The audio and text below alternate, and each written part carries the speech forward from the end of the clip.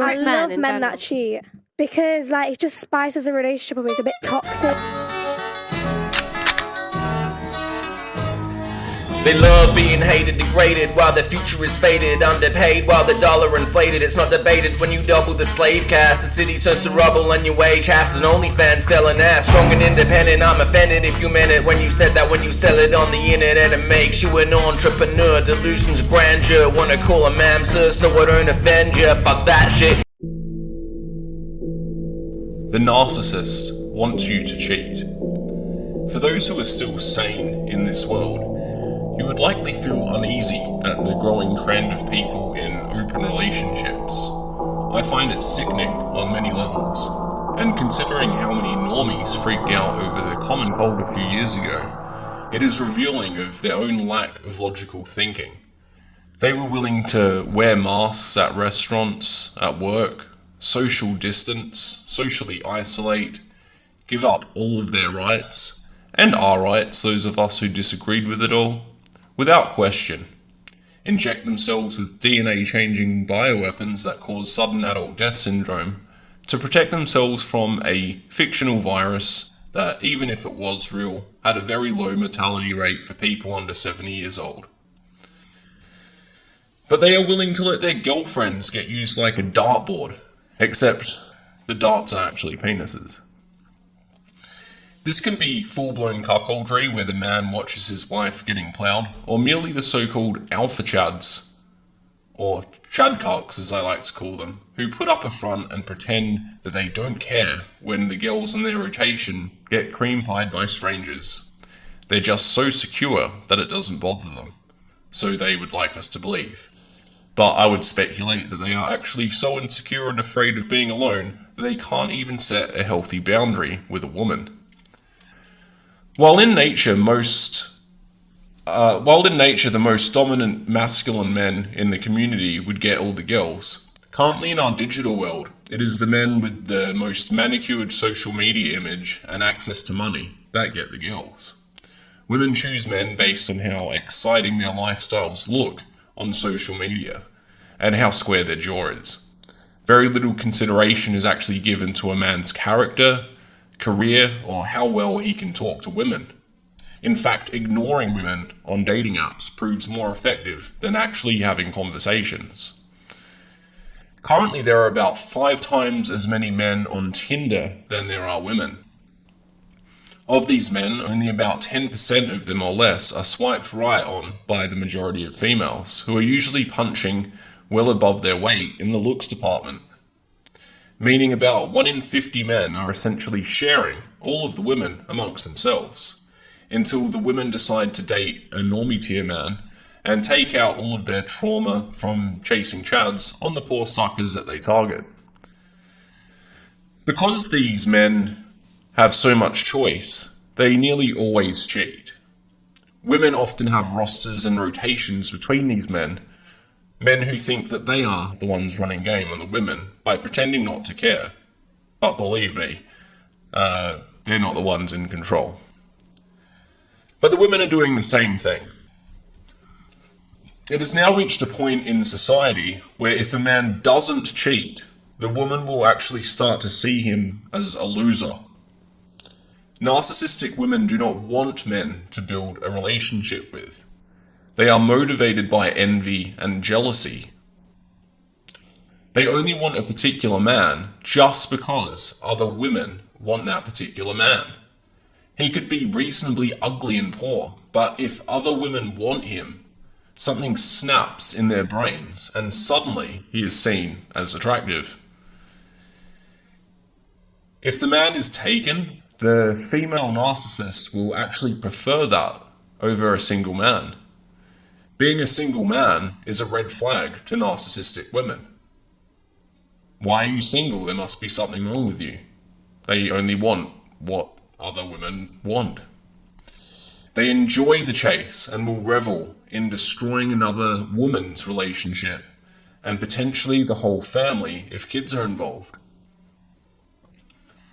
To narcissistic women, this is seen as an accomplishment, a badge of honor. And rest assured, if such a man was to leave his wife and kids for a predatory narcissistic woman, she would ultimately discard him after she has led him astray, because the attraction was only based on destroying his life, and nothing more. Narcissists associate loyalty and genuine interest and attention and attraction even with a lack of options and low social status. They associate cheating and being ignored with high social status and excitement. And a lot of men try and play into this, and it's really sad and pathetic. A lot of the time, narcissists want you to cheat, to allow them to do so also, without looking like a bad person. Because remember, they want to maintain a victim status in the eyes of others. Their social image is very important to them, and don't want to be seen as a cheater themselves. This is why many long-term marriages have dead-bed relationships, where usually the man is left out in the cold and can expect to get lucky on his birthday, anniversary, and after watching the latest Ryan Gosling movie with his missus.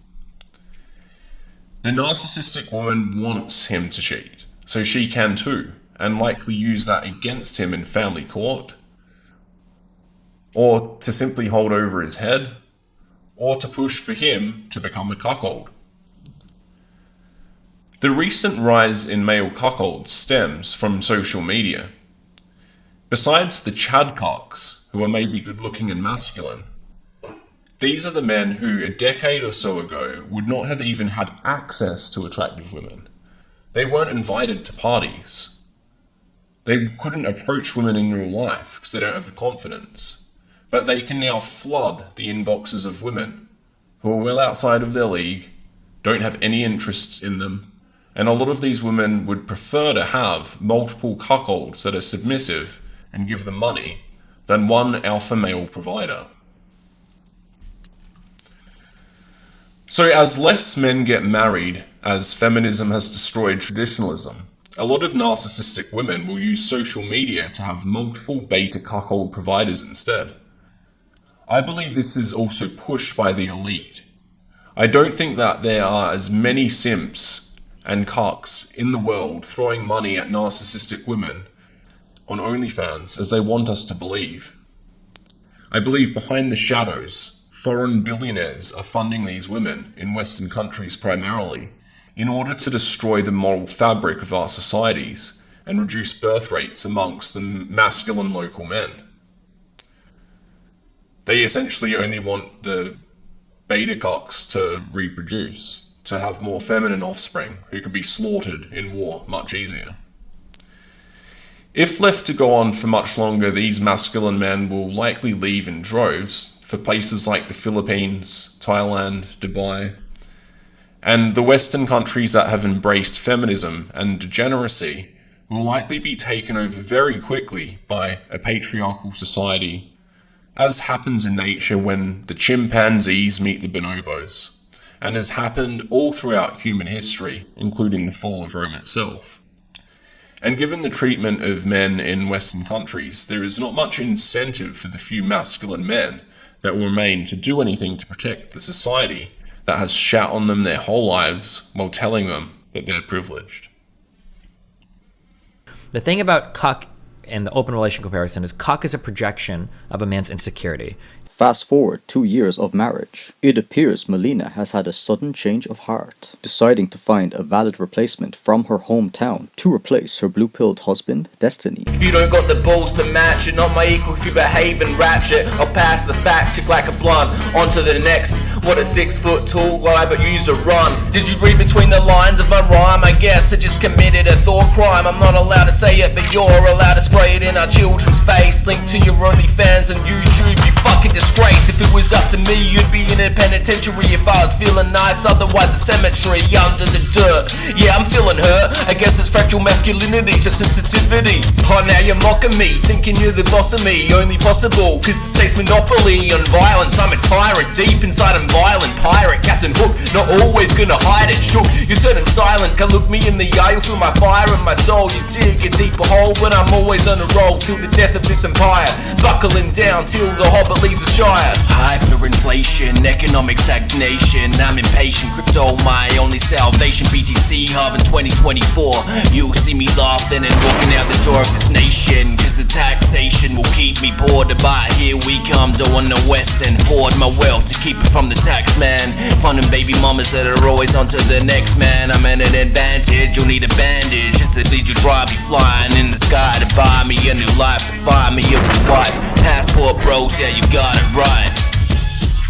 It's a genuine problem with society which nobody wants to talk about, because we talked on the last show about how nobody cares about men at all. Nobody cares how we feel, nobody cares if we're sad, nobody cares if we get destroyed by the legal system. They just want us to build the roads, build the houses, pay our taxes, be useful, build all of society, pick up the trash, make the sewers work, and then shut up. We are the slave class of the world today. We talk about living in a patriarchy, it's absolutely not. We are lying. We live in a matriarchy and men are enslaved, especially straight men. If you're a straight white male, you're effectively a slave. You're a second-class citizen in the world today. I'm not even white, but I've been called white passing, whatever that means, by the left. And if you're a heterosexual male, you are a second-class citizen. So, the legal system is out to destroy you just because of your sexual orientation and the gender you were born with. And we're going to talk about that at length.